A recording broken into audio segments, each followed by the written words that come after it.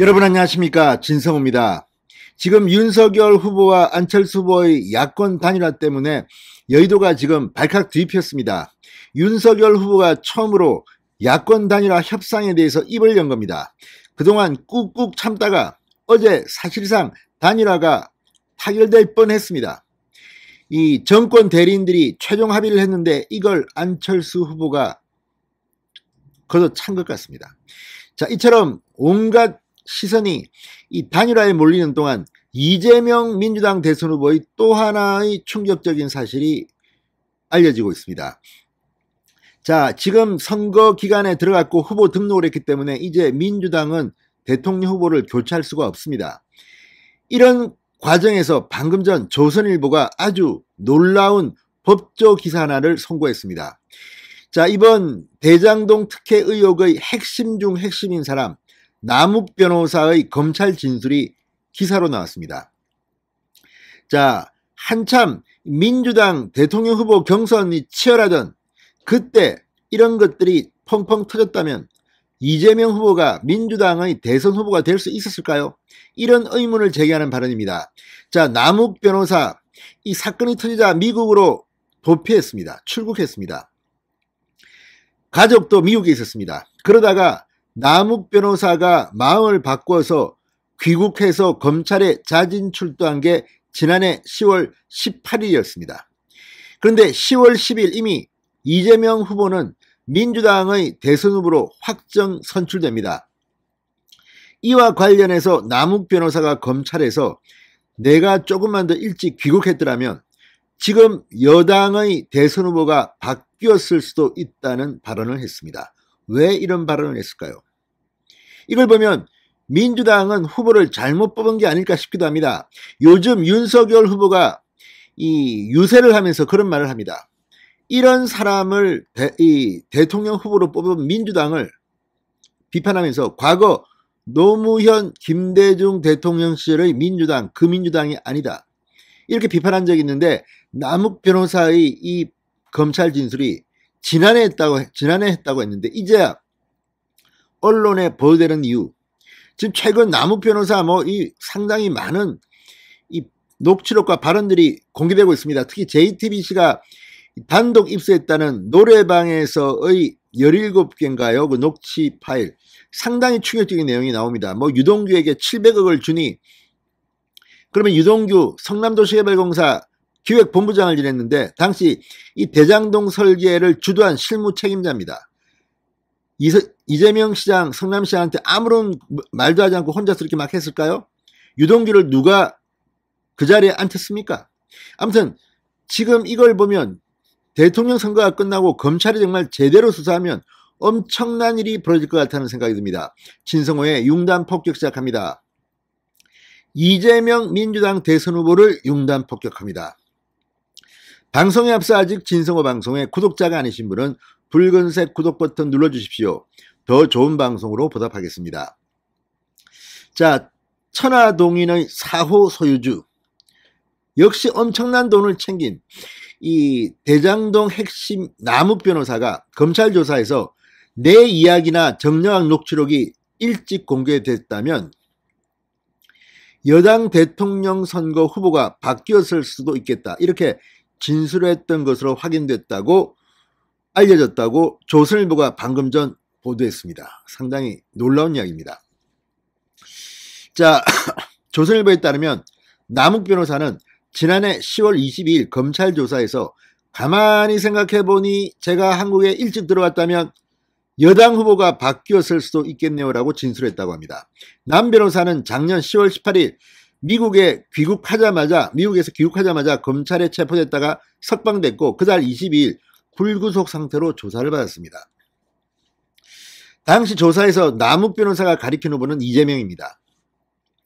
이재명 후보는 지난해 10월 10일 민주당 경선에서 공식 대선 후보로 선출됩니다.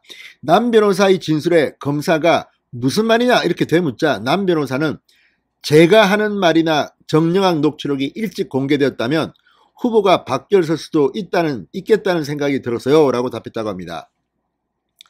남 변호사의 후보 낙마 가능성 관련 진술은 이른바 정영학 녹취록에 등장하는 정진상 민주당 선대위 부실장, 이재명 성남시장 시절 정책실장이었습니다. 그리고 김용 민주당 선대위 조직부본부장 등에 대해 묻는 과정에서 나온 것으로 전해졌습니다.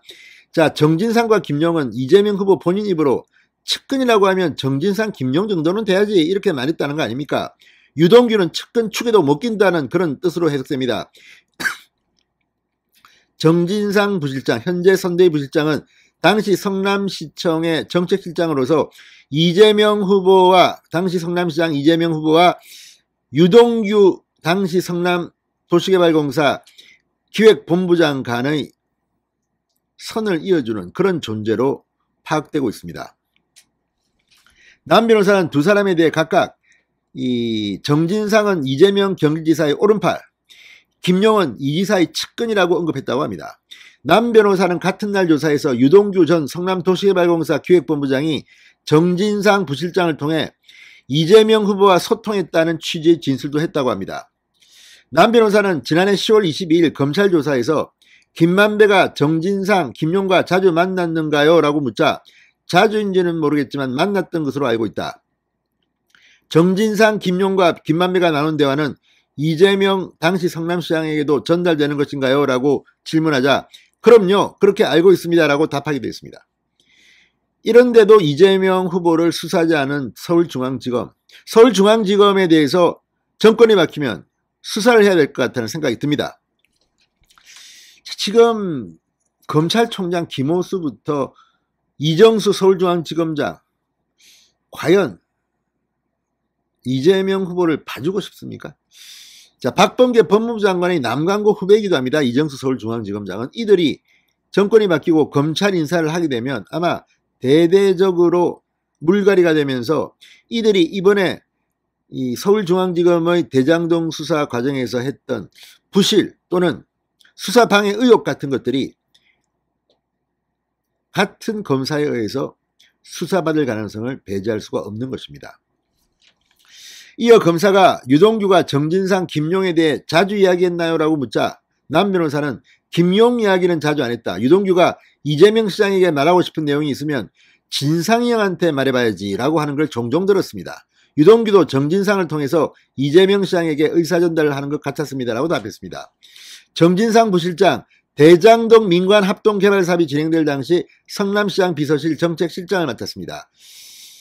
자, 당시 대장동 사업 결제 라인에 포함될 만큼 수사 초기 소환 조사해야 된다는 의견도 있었지만 검찰은 수사를 시작한 지 약 3개월이 지난 지난달 그를 비공개로 소환했습니다.